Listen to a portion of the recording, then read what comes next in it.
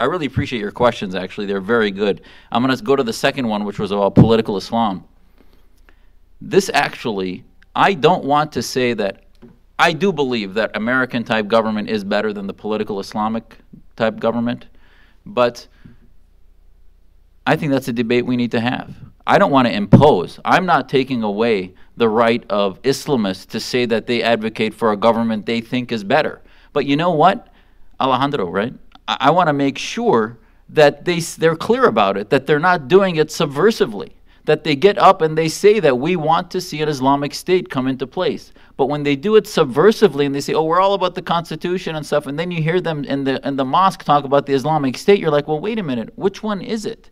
If you're teaching your kids to grow up in this country and benefit from American government, then you should advocate for that or leave the country if you don't agree with this type of government. So, or at least advocate publicly both in the mosque and in schools and everywhere what type of government you believe in. So I believe that the Islamic State, yes, I've read Graham Fuller's stuff, his materials, and I disagree with him as a libertarian and as a Muslim. But do I think that his position is easier? Certainly. From a foreign policy perspective, the Islamist movement has had a 100-year head start since Qutb and others in generating their ideologies. We are just starting now as anti-Islamists to create the literature that needs to start spreading to kids. So we are, yes, if you want to get a quick fix, the peaceful Islamists that believe in parliamentary-type governments are going to give you probably a little more peaceful situation in the Middle East than you have now with these secular dictatorships.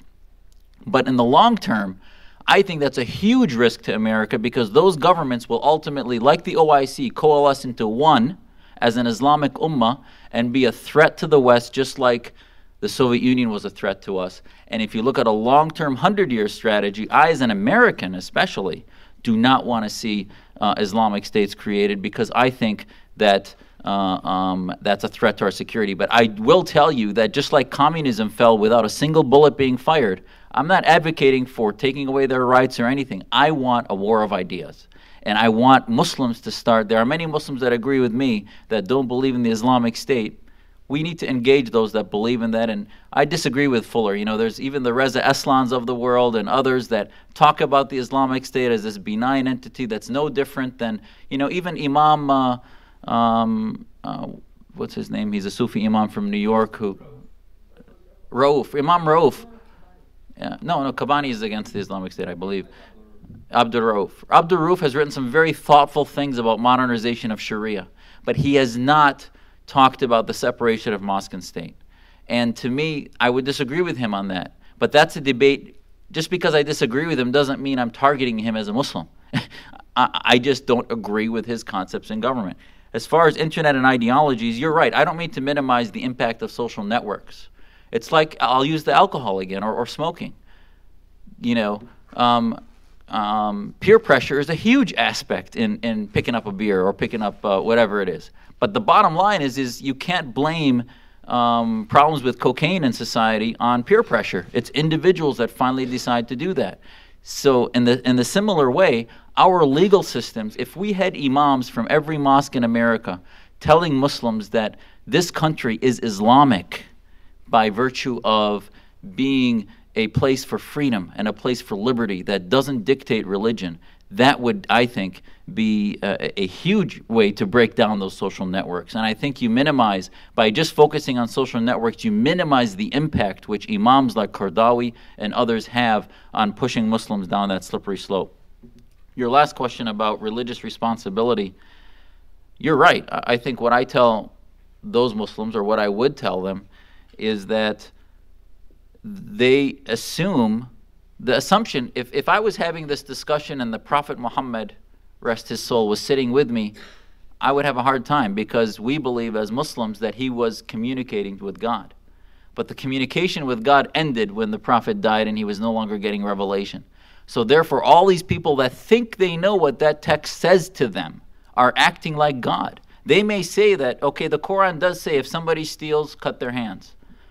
My mom taught me that we've talked that that's a metaphor, that it means that you somehow change your character in a way that no longer makes you able to do that. And it's something done internally, not through physical dismemberment.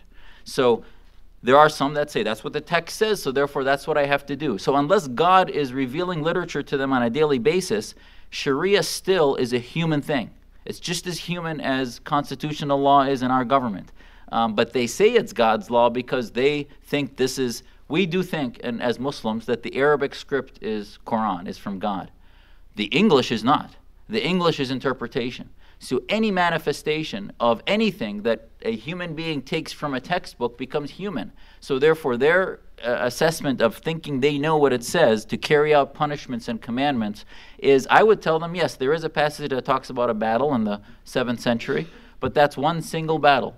It doesn't relate to anything else, any other nation, any other time, and we have modernized our way out of that, and we need to relegate that versus what the Wahhabis did by abrogating. I don't believe in the abrogation process, and most modern Muslims don't.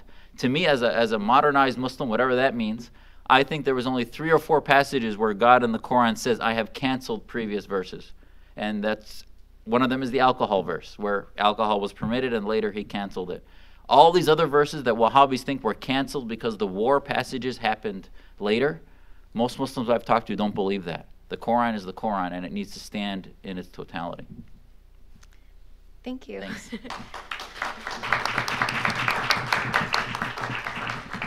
I'm sure Dr. Jasser will stay around for a little while if you have more questions. There's a lot more to talk about, so thank you for Tina. coming. Thanks.